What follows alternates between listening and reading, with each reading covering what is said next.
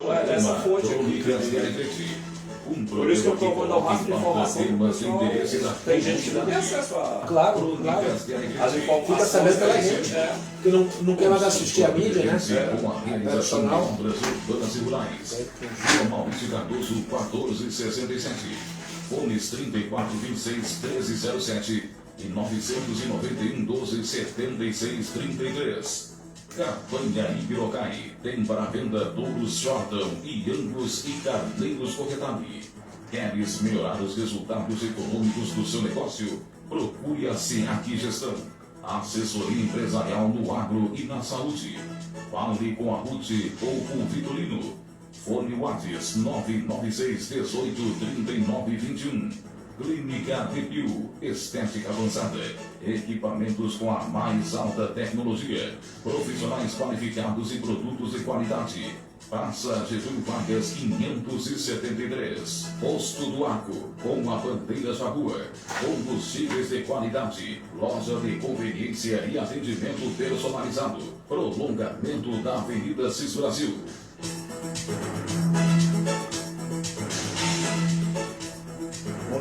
Bom dia, amigos do Crônicas de Alegrete. Bom dia, família conservadora do Alegrete. Estamos iniciando mais um programa Crônicas de Alegrete, a voz conservadora do município e da região. Já estamos aqui com a bancada completa hoje. Comigo o Coronel Castro, o Coronel Ronaldo e o Mantovani Mordedor Benhuque. Agora todos eles se mordem, né? Segue o exemplo do centroavante deles, que adora dar uma dentadinha. É uma moçoila. Tem que cuidar com os dentes da moça. Eu quero ver, ele prometeu o gol, hein? Se ele não fizer, eu vou cobrar aqui no programa. O mercado diz que adorou ouvir o recadinho dele. Bom dia, Coronel Castro. Bom dia, Alexandre, Ronaldo, Mantovani, aos nossos queridos ouvintes do programa Crônica do Alegrete, que é a voz da direita, o programa da família conservadora da nossa cidade, do nosso estado, do Brasil, do mundo inteiro, pela web, né? Podemos assim dizer. Em cada celular aqui de Alegrete, sintonizado na nossa rádio, tem a oportunidade de receber informação. Estava até conversando com o Ronaldo. A gente procura passar o máximo de informação aqui, e o programa tem um caráter bastante eclético, né, Ronaldo? Sim. Exatamente porque hoje o cidadão, viu, doutor Machado, o cidadão médio, hoje ele não está mais assistindo à mídia tradicional.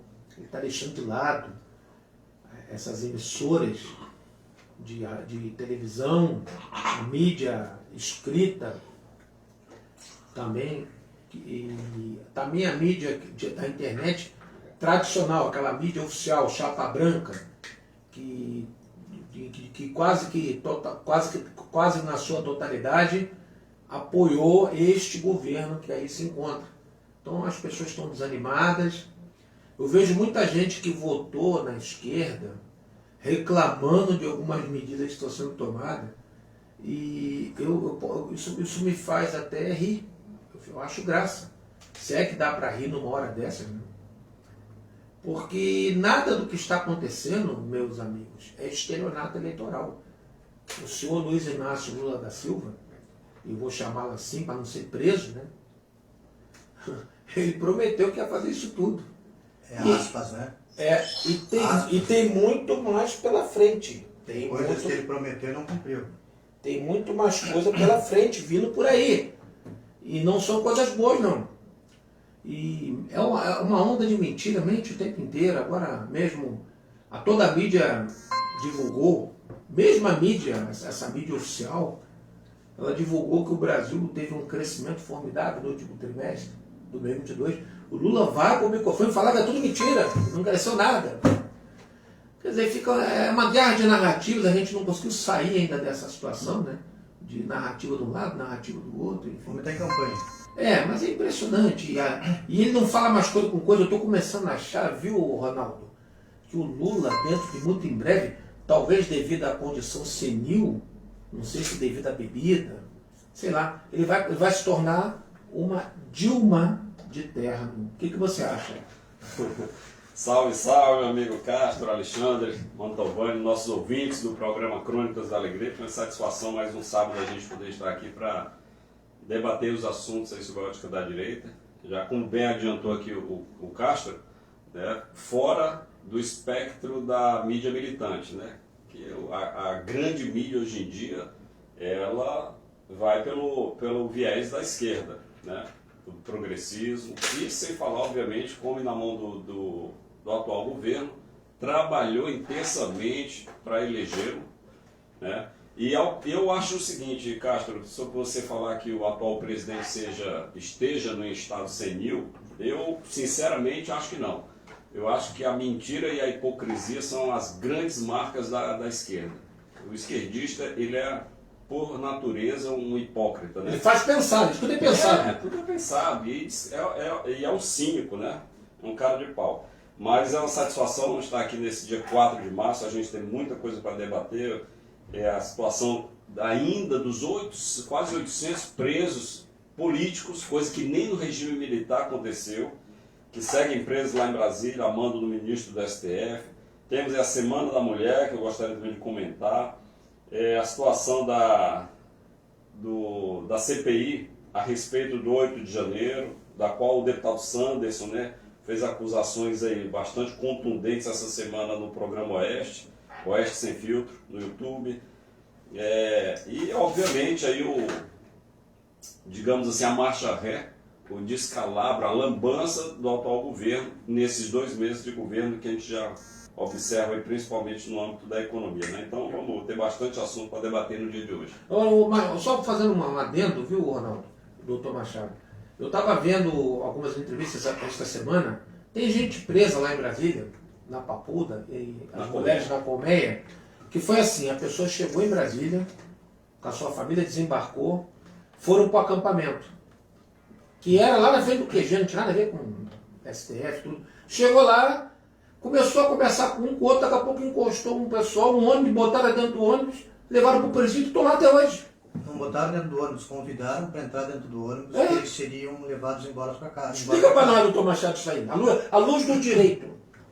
Não, é que a situação que aconteceu foi a seguinte, eles simplesmente chegaram lá, teve 2 ou 3 pessoas que assumiram o microfone no dia seguinte, né, no dia 9, e disseram, gente, infelizmente nós vamos ter que sair do QG, tal, tem os ônibus assim, vão procurar obedecer tais e tais critérios, por cidade, assim, assado, porque nós vamos ter que ir embora.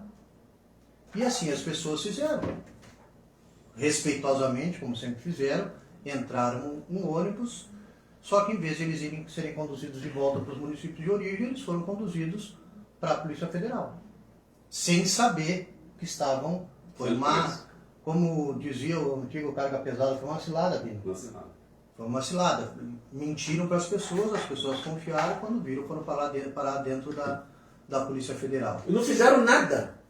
Não, inclusive tem o pessoal do Rio Grande do Sul, o qual eu estava trabalhando mais direto, a gente ainda continua dando assistência lá. O pessoal do Rio Grande do Sul chegou lá, a Polícia Rodoviária Federal só deixou eles entrarem em Brasília após o fato ocorrido. Eles foram barrados na Polícia Rodoviária Federal antes de Brasília. Então vários ônibus aconteceram essa situação. Só que o militante, olha, hoje eu até postei, se esse Flávio Dino é juiz mesmo. Não é possível que um cara com uma formação de um juiz federal consiga falar tanta asneira ao mesmo tempo. O cara quis dizer que tu está na frente do quartel é crime. E é isso que eles estão querendo imputar, que as pessoas estavam ali fomentando um golpe, então são criminosos. Mas pelo amor de Deus, então, se quem fez isso é crime, o Lula que está dizendo que foi golpe o impeachment da Dilma, ele é criminoso, ele tem que estar preso.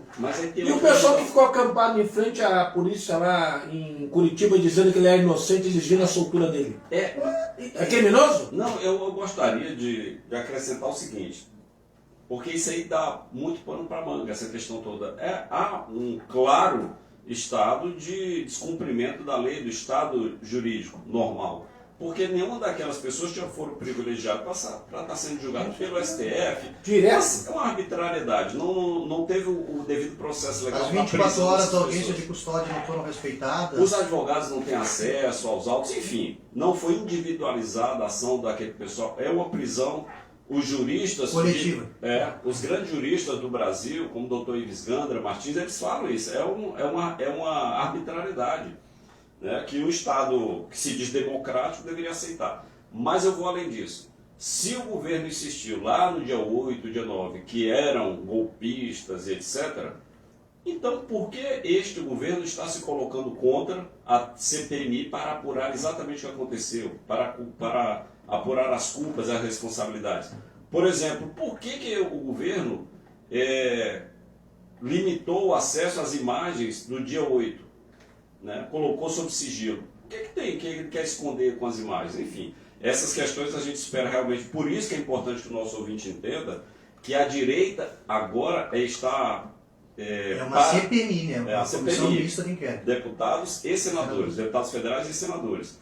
Porque essa CPMI ela pode ter um efeito muito maior, porque a gente sabe como ela começa, qual é o objeto que ela vai investigar, mas não sabe como ela termina. O próprio Mensalão começou com uma CPMI a respeito de corrupção nos Correios, e acabou onde acabou, né? No Mensalão. Então, por isso agora, não é de se estranhar que a esquerda, que dizia, acusava que aquele pessoal, os manifestantes, todos eram golpistas, eram terroristas, agora está se colocando contra a CPMI. Então a direita agora quer que exista, que seja apurado de fato e responsabilizado pessoa a pessoa quem tem culpa no cartório. Agora só um pouquinho, Mantovani, tem um pessoal reclamando aqui que a rádio não está conseguindo ver pela internet, ouvir pela internet, pelo aplicativo, não sei o que está acontecendo. Outra coisa que é importante que se diga, Coronel Ronaldo, é que assim, se a gente pegar e for analisar o caso friamente, vamos olhar sob o ponto de vista legal. Nós tivemos um governador eleito, correto? Uhum. Lá no Distrito Federal, a polícia estava por conta do Distrito Federal. Mas, tanto Câmara, como o Senado, como o Planalto, eles têm a polícia própria deles também. Sim. Certo? Além do Exército, das Forças Armadas que provêm. Exato. Aí, o que acontece? Um governador foi afastado peremptoriamente por suposta prevaricação ou omissão quanto aos atos de vandalismo. Ok. Anderson Torres, que nem aqui estava, existia uma pessoa respondendo no lugar dele, foi preso. Pelo mesmo argumento. Aí a BIM, que isso são essas questões que todo mundo também começa a questionar, avisou o governo federal. E da mesma conduta, vamos dizer assim, de omissão, nada fez, mas também nada aconteceu. Por isso é a importância da então, CPI. Exatamente, porque se o Planalto, além de saber que teria uma invasão, liberou a guarda, porque isso foi dito pelo próprio Flávio Dino, que ele e o GSI optaram por liberar o pessoal, sabendo que aconteceria, não é, pelo que se ouve dizer, não é nem a iminência do acontecimento, eles sabiam que ia acontecer. Tinha informação. Tinha informação que ia acontecer. Então, são essas questões que a gente quer saber. Por que o governo federal, por que aquelas imagens mostram a polícia chamando o pessoal para dentro do Congresso? Por que as imagens mostram que já tinha gente que já estava lá dentro a hora que a polícia estava chamando? Mas é justamente... Parece que o Lula botou em sigilo. O Lula não botou em sigilo nas imagens? Então, por isso que a gente precisa, por exemplo, o dito relógio, o cara, aquele que quebrou o relógio, estava sozinho lá dentro. Não, e detalhe, o deputado Sanderson, essa semana, no programa Oeste Sem Filtros, ele falou com todas as letras que o PT, o governo, está fazendo pressão lá no Congresso para que aqueles deputados que colocaram o nome assinando, porque tem que ter uma quantidade... Parece que 2 já retiraram, né? 5, até onde eu sei. Fazendo pressão para que... digamos assim, por métodos não republicanos, né, que a gente não pode falar aqui, mas a gente suspeita qual é o método de convencimento do PT, fazendo um trabalho de bastidor para que os deputados retirem a assinatura, para não ter quórum mínimo para a instalação dessa CPI. Né? Então, por que isso? Mas vamos torcer então para que essa CPI saia. Olha aqui, doutor Machado, tem duas pessoas aqui, três que estão assistindo o programa, não sei se tu conhece isso aqui, ó, Lisboa Prates da Costa. Famoso genuíno, carinhosamente chamado, que era o tesoureiro do PP do nosso aqui da Alegrete. E esse outro aqui, vê se tu conhece. Oli Moreno José de Freitas. Meu sogro, Coronel Oli. E a SEAC Gestão, Vitorino e Ruth, também estão ligadinhos no programa. Vou aproveitar agora o tempo aqui também, que a gente se break aqui, para mandar um abraço para a Liane e para o Oscar, que estão lá no Mato Grosso do Sul, né? E escuta o programa. Estão sempre... Vou aproveitar também e mandar um abraço para o Valtério, meu camarada aí, lá no Capivari. A Tina Santos também, a Vera, veterinário. A Vera, mãe da Tina. Essa turma toda aí que sempre na rua, manda um abraço lá pra gente. O Paulinho Veterinário. Paulinho Veterinário é um grande amigo, ele vai na Casa Espírita Joana de Anjos também, e ele está com um problema de saúde, está se tratando, se Deus quiser, vai estar novo, Paulinho, muito em breve, tá, meu amigo? Sempre escuta o programa. Vamos aproveitar uns minutinhos só para nós comentar a questão aqui do município, para nós poder retomar, porque tem várias coisas para a gente falar a nível federal. Eu quero também aqui parabenizar meu saudoso amigo, né, José Rubens Pilar, que aniversariou agora dia 1º de março. Faria aniversário, se aqui conosco estivesse, né? Foi um dos maiores gestores públicos que a Alegrete já teve e que eu tive a honra de trabalhar, de conhecer e de ser amigo. Então, aproveitando esse gancho, essa semana eu estive meio acamado, e aqui quero agradecer meu médico, Dr. Paulo Bastos. Abraço para o Dr. Paulo Bastos. Que me trouxe das cinzas de volta para pegar uma virose, aceitar uma virose, pegar uma sinusite, não é fácil, 10 dias de febre. Né? Mas assim, gente, Alegrete está se tornando uma cidade de grandes obras. Por que eu digo isso? Porque, infelizmente, a gestão ela é feita 24 horas de tomada de decisão. Só que as pequenas coisas estão ficando esquecidas e sem uma argumentação plausível. E por que eu digo isso? A quem acompanha a mídia recentemente, houve uma peregrinação no governo do estado e o pessoal obviamente voltou de lá, os vereadores, quem lá estiveram, com deputados, enfim, contentes que conseguiram 130 mil reais para a limpeza de açudes no município. 130 mil reais para a limpeza de açude no município. Aqui está o Coronel Ronaldo, que é o homem do campo, ele sabe o que sai uma hora a máquina, né? Para fazer uma limpeza do açude, e vocês calculem quantos açudes vai se conseguir fazer com esse valor. Nós vivemos uma seca há 2 anos. Praticamente, estamos entrando praticamente no 3º ano de seca aqui no município. No final da seca de 2023, que nós estamos, nós conseguimos 130 mil reais para a limpeza de açude. Açudes esses, pequenos produtores, enfim, quem alavanca a economia desse município. Nós temos um problema sério de estradas rurais, crônico. Existem caminhões e patrolas parados por falta de operadora de máquina, inclusive novos, adquiridos agora. Normalmente o processo de contratação de operadores começa antes de chegar as máquinas, para quando as máquinas chegarem já poder trabalhar. Essas máquinas estão paradas sem ter quem opere. A educação no município, eu recebi imagens de pais lá do Rincão do 28, que inclusive caixas com fiação elétrica estão abertas ao chão ao acesso das crianças. Eu mandei isso ao prefeito, infelizmente desta vez eu não obtive resposta, normalmente ele me responde. A situação no beiral da sala lá do Rincão do 28 vai cair a qualquer momento aquilo ali, não precisa ser engenheiro para constatar. As escolas municipais, em boa parte delas, de educação infantil, as pracinhas estão abandonadas. E a resposta que se tem é que o grupo de pais e mestres que capinem o pátio e procurem arrumar dinheiro para limpar, para resolver o problema dessas escolas. O lixo em Alegrete é uma situação precária.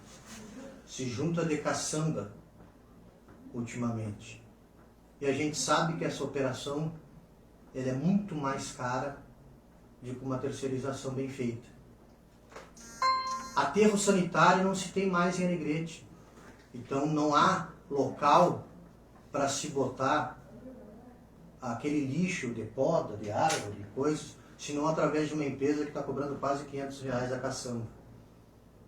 Era R$250 a caçamba. Claro, o cara vai pagar mais a limpeza, tem que contratar uma empresa e bate mais de R$500. Alunos ficaram pelo meio do caminho por diversas vezes, porque a prefeitura não tinha condições de subsidiar para garantir a meia passagem que a lei determina aos alunos, em especial lá do Instituto Federal Farroupilha. Mas aí a gente vê qual é a tomada de decisão. Agora, já havia 750 mil repassados ao carnaval, e aqui eu não quero nem entrar no mérito do carnaval. Os carnavalescos são no direito deles de ir lá reivindicar e pleitear e querem fazer a festa dele, tudo bem. Eu estou discutindo a questão da administração municipal. 700 mil reais. Agora, de última hora, foi mais 350 mil reais para investir para uma passarela do samba, que já foi feita pela administração, conforme foi combinado com a Cercal na época, que virou ali a Avenida do Passeio, onde tem iluminação, recuo do escola de samba, enfim, tudo que tinha que ser feito. Agora, no fim, disseram assim, a estrutura não dá porque vai tá bom, adequem-se, a estrutura que tem é essa. Nós já investimos conforme foi solicitado, inclusive o secretário da época que fez hoje está na Cercal, está ali. Essa é a estrutura que nós temos para oferecer. Eu não vou botar mais 1,5 milhão se eu não tenho dinheiro para limpar um açude. Se eu não tenho dinheiro para comprar uma caixa d'água para quem está passando sede, numa situação como essa. Se eu não tenho condições de reformar minha escola. Aí a gente vive num município do faz de conta. A gente vive num município que a gente, aos olhos das pessoas que entram na cidade, pô, como o município está legal, tá legal. Só que o problema é que quem está gerando renda e emprego lá, muitos não têm água para beber. Aí precisa o município juntar vereadores, lideranças locais e no governo do estado para conseguir 130 mil para limpeza de açude. Aí nós damos 1,050 mil para construir o que a gente viu que está acontecendo lá na segunda avenida do samba. Isso que eu digo são questões prioritárias. O que é prioridade para o município de Alegrete? Será que escoar nossa safra não é prioridade? Será que ajudar com a questão da seca não é prioridade? Será que levar água para quem passa sede não é prioridade? Ou a gente precisa garantir? O Coronel Ronaldo, o que o senhor faria? Tem uma pessoa que está pedindo água para o senhor e uma pedindo música para dançar. O que o senhor faria? Alexandre, não precisa ser muito um gestor muito qualificado para decidir, para tomar essa decisão. É claro que essas questões de tomada de decisão, né, se o legislativo tivesse mais consonância aí com os anseios da sociedade e mais sintonia também com o executivo, talvez esses recursos fossem aplicados aí de forma a atender essas necessidades mais prementes aí da comunidade, né? Eu acho que, expandindo aí o assunto para o nível nacional, a coisa vai mais ou menos desse jeito no nível nacional, para pior, né? Para nossa tristeza, né? Então, os recursos, detalhe, não existe o recurso público, eu gosto sempre de falar isso. Como dizia Margaret Thatcher, né? A dama de ferro. A dama de ferro. Então, não existe recurso público, existe o dinheiro do pagador de impostos, né? Então, o dinheiro é nosso. Se está sendo gasto esse dinheiro, o dinheiro é nosso. O dinheiro não é do governo, do estado, não é do município, não é federal. O dinheiro é do pagador de imposto. O estado não gera dinheiro, né? Ele só gera gasto. Enfim, mas está dado o recado, né, Alexandre? Eu acho que a gente está aqui para ser a voz também dessas pessoas que se sentem aí excluídas aí dos benefícios que o Estado deveria prover, né? O Estado que eu digo em todos os aspectos, né? Nas 3 esferas de poder, federal, estadual e municipal. Alexandre, eu gostaria, não sei se você já encerrou aí a tua pauta. Sim. Mas eu gostaria agora de puxar para outra questão. Então, Ronaldo, só, antes que você falar aqui, só dar um alô aqui, ó. Rosane Pascotini Pereira e a nossa amiga Liane Costa estão nos assistindo. Abraço, Liane, abraço a todos que nos ouvem. Então, a esses ouvintes aí, eu acho que, mais uma vez, como a imprensa militante, né, ela distorce de forma cínica, de forma descarada os fatos, a gente veio aqui para trazer esses fatos sobre a ótica nossa, da direita, uma ótica isenta e realista, né? Ano passado, parece piada isso, o presidente Bolsonaro brigava, entre aspas, com a Petrobras para baixar o preço dos combustíveis. E a grande velha mídia, o que é que dizia? Que é uma política eleitoreira, blá blá blá, quer dizer, ele lutando para diminuir... Intervenção na Petrobras. A intervenção, então era porrada de todo jeito. Aí agora, esse governo briga para tirar a desoneração. Aí a imprensa diz que ele está reonerando, ou seja, está de novo colocando os impostos. O valor do combustível já disparou pelo Brasil, tem locais, Brasil afora, que a gente ficou sabendo, já quase R$7. E a São imprensa, Paulo está quase 9. olha aí, quase R$9. E a velha imprensa, o que é que vem dizer? A dona Miriam Leitão, toda a grande sabedora de economia, ela é o Haddad, né? Vem dizer que isso é bom. É bom para o aspecto social, aspecto econômico e até ambiental. E vem dizer que isso não impacta o pobre, o cidadão de classe média, o pobre, porque ele não tem carro. Então, vejam a que ponto chega o absurdo que essas pessoas falam, né? E isso vai impactar, sim, prezado ouvinte, a todos nós. Porque todos nós, de uma forma ou de outra, dependemos dos combustíveis, seja por frete, seja por transporte público. Toda a cadeia produtiva é impactada, né? Toda a cadeia logística. Essa não foi a fala da própria Globo quando aumentaram os combustíveis no governo Bolsonaro. Exatamente. Então, é um verdadeiro descalabro o que está acontecendo, né? Só para a gente ter uma ideia de algumas questões aqui que afetam aí pela economia. Então, nós batemos recorde de inadimplência, segundo o Serasa. Então, o brasileiro já começou a se endividar. Pela 11ª vez, a perspectiva de inflação desse ano foi elevada. Já a perspectiva desse ano é de 6,9% de inflação. E se seguir a intervenção no Banco Central, tem tentativa, vai cada dia aumentar mais. Por uma série exatamente, Alexandre, por uma série de fatores, de falas e de ações desse atual governo, a economia está indo por água abaixo, né? Essa história de moeda única com a Argentina, intervenção no Banco Central, tentativa furo de teto de gastos. Os juros, né? Exatamente. Então, por tudo isso aí, nós estamos já tendo essa perspectiva de uma inflação maior esse ano, né? Nós tivemos em fevereiro agora o menor nível de vendas de veículos dos últimos 17 anos, né? A projeção da inflação, já falei, para 23 é quase 6% ao ano. Então, o quadro, prezado ouvinte, é realmente preocupante. E não caia nessa narrativa da velha imprensa de que o aumento de combustíveis vai ser bom para você, né? É como eu falo o Olavo de Carvalho falava, eu falo para os meus filhos, né? nada suplanta a realidade. Se você olha para um animal e ele tem rabo de gato, bigode de gato, pelo de gato, é um gato. Não adianta alguém chegar para você e dizer que é um elefante. É a mesma coisa, se está aumentando o preço dos combustíveis, a inflação está crescendo, você está vendo que na gôndola do supermercado o preço está subindo, o desemprego está aumentando, enfim, você vem dizer que isso é uma medida boa? Não é. Então esse governo não sabe o que faz, ele tem uma equipe econômica que não é nem um pouco técnica. Aliás, toda a equipe que está com Lula no alto escalão do governo não é equipe técnica, é equipe política, são camaradas, né?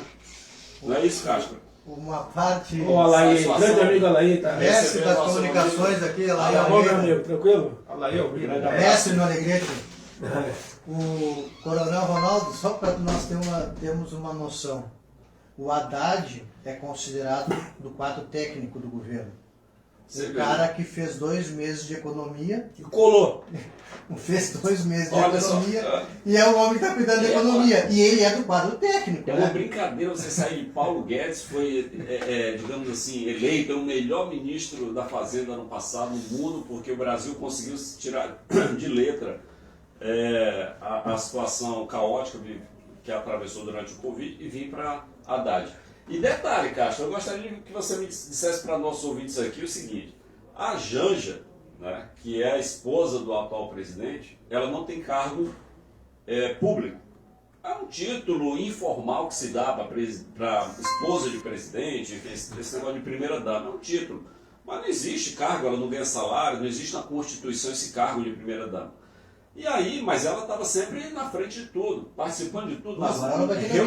Reunião ministerial, estava lá com Biden, etc. E tal, ou seja, o PT quer enfiar a goela abaixo a Janja. Seria uma nova Evita Peron? É sobre Será isso. que nós estamos diante de uma nova Evita Peron? Será que estão vendo que o Lula já está velho para, de repente, concorrer a uma reeleição e já estão querendo criar uma figura da, como você falou, da Evita Peron, né, da própria Kirchner? Isso, né, Cristina Kirchner. Mas eu tinha uma pergunta para E aí fazer. criaram um cargo para ela. Qual o cargo criaram?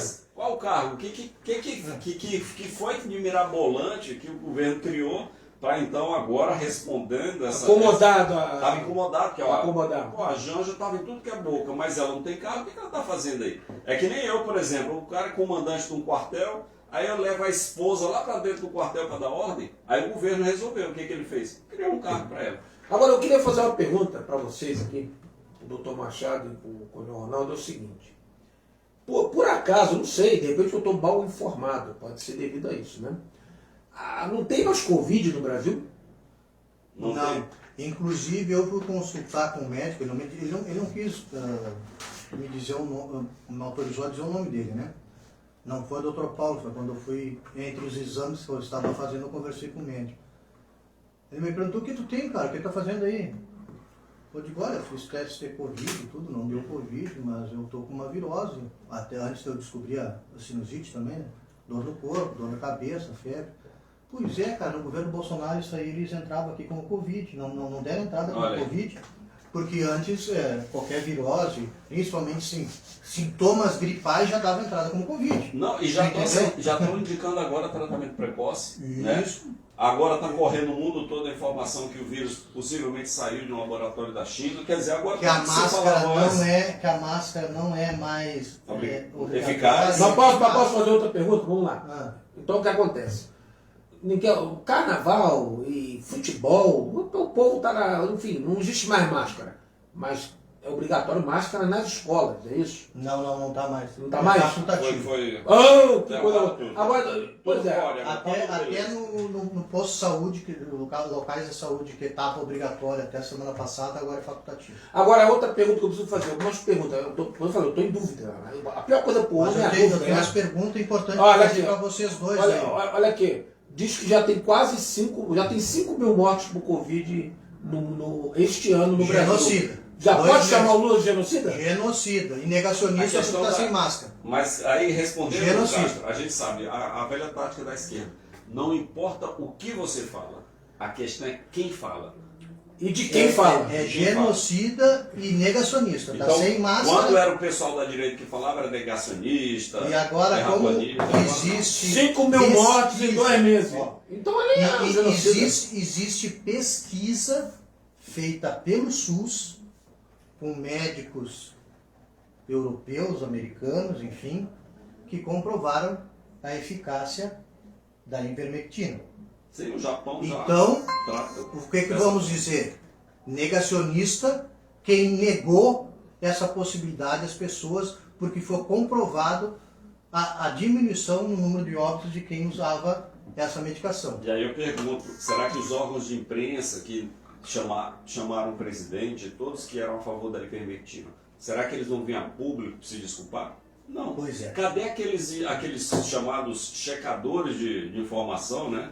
Esses dias eu até brinquei aqui, eu não vi mais meu amigo Erasmo, né, que veio aqui, debateu muito conosco, nos criticou aqui, eu queria mandar um abraço para ele, né?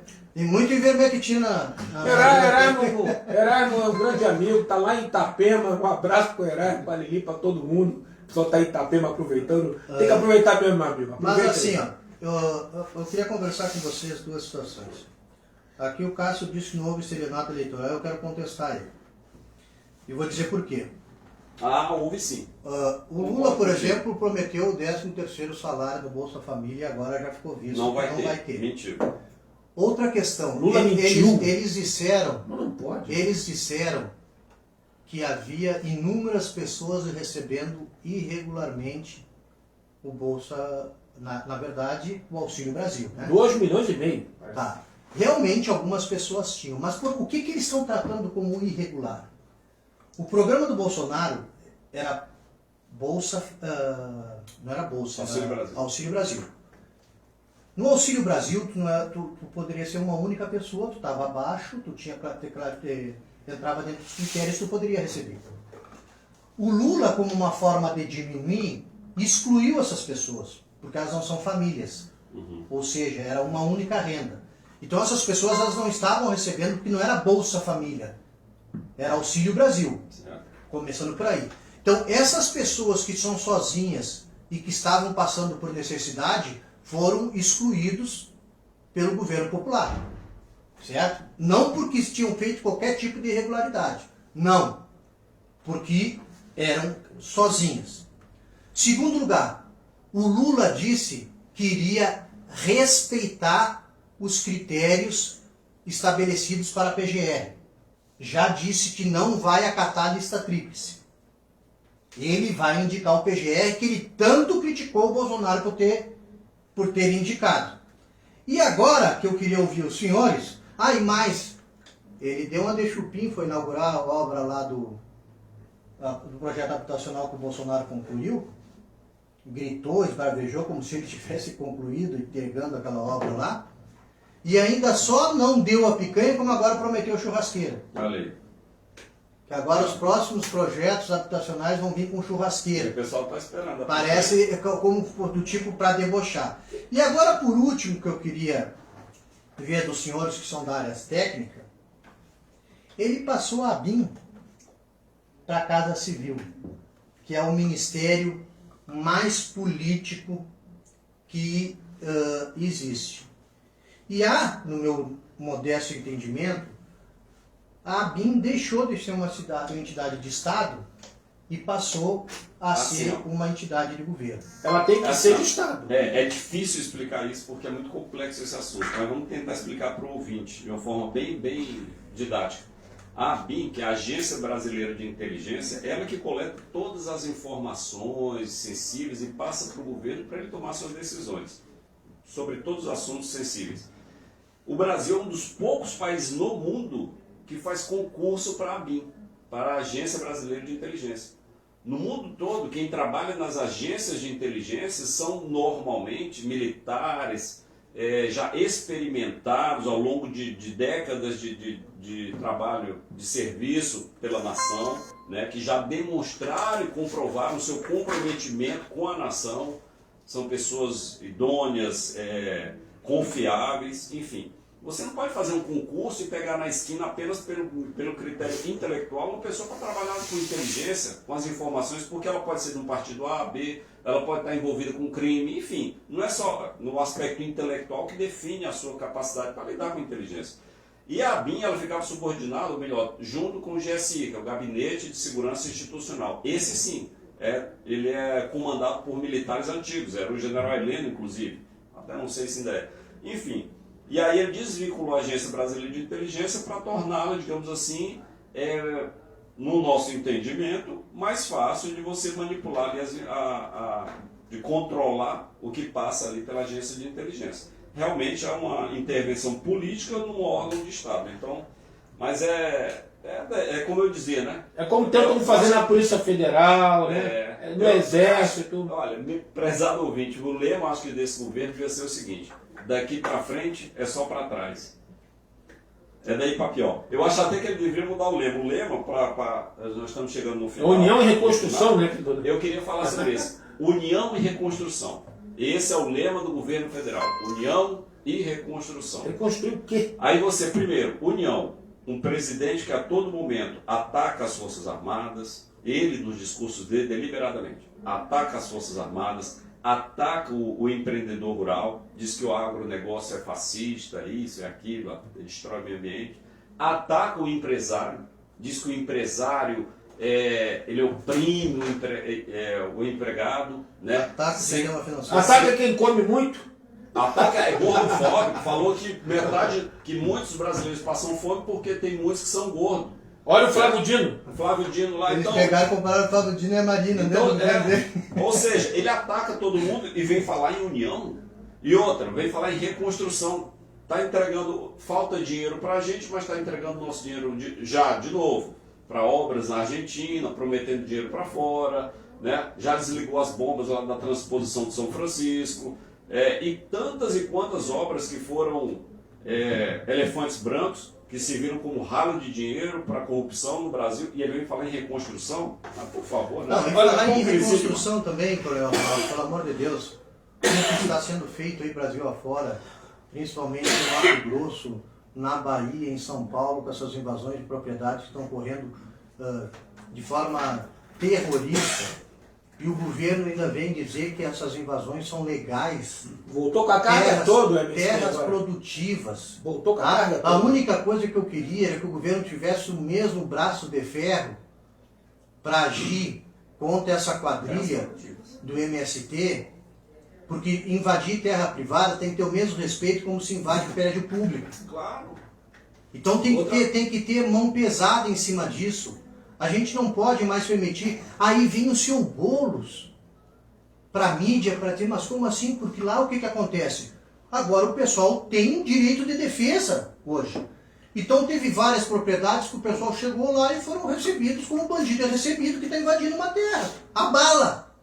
E aí o que acontece? O Boulos, como assim? As pessoas vão lá reivindicar seu justo direito de terra e são recebidos dessa forma, com milícias de fazendeiros e não sei o que mais, mas pelo amor de Deus, gente, a que ponto chegamos? Os caras invadem, derrubam cerca, saíram desmatando, se tu olhar as fotos, eles estavam entrando numa área de mata ciliar ali para montar acampamento, e agora isso o governo bate palma, e isso é unir.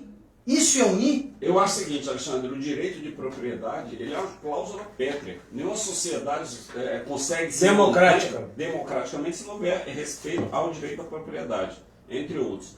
E aí o governo vem sempre com esse papo de que o MST, apesar de que eu acho que nenhuma propriedade pode ser invadida, seja ela produtiva ou não. Eu conheci o estatuto do MST. Mas não existe nada escrito. Mas enfim, o fato é que o próprio Lula falava que o MST nunca havia invadido uma terra produtiva. E essa semana invadiu uma terra na Bahia. Então, assim, já caiu todos invadiram por produtivo. E aí o tal do Ministério da Reforma Agrária, né, que se fala por aí que apoia esses movimentos, né? Então agora vamos ver o posicionamento do governo em relação à invasão de terra. Mais uma vez é um governo que abre as pernas, digamos assim, para esse tipo de atitude criminosa. Olha aqui, rapidinho. Olha aqui, ó. Na escuta de falar em terra e falar em produtor, José Pedro Rosso Gomes, tá ouvindo o programa lá no Rincão de São Miguel. Um abraço para ele e todo o pessoal. Forte abraço. O Zé Pedro. Estamos chegando então ao término de mais um programa Crônicas de Alegrete. A gente agradece muito a participação da comunidade aqui conosco, as pessoas que nos acompanham pelo Face, pela rádio, pela página da Rede Tia Alegrete em todos os rincões. Queremos desejar um abençoado sábado a todos e um domingo repleto de muitas alegrias junto das suas famílias. Um abraço a todos, fiquem com Deus. Um abraço a todos, estamos iniciando o mês das mulheres, dia 8 de março, dia da mulher, já antecipadamente, os parabéns a todas. Exatamente. E um bom Grenal para ti, ô mordedor desgraçado.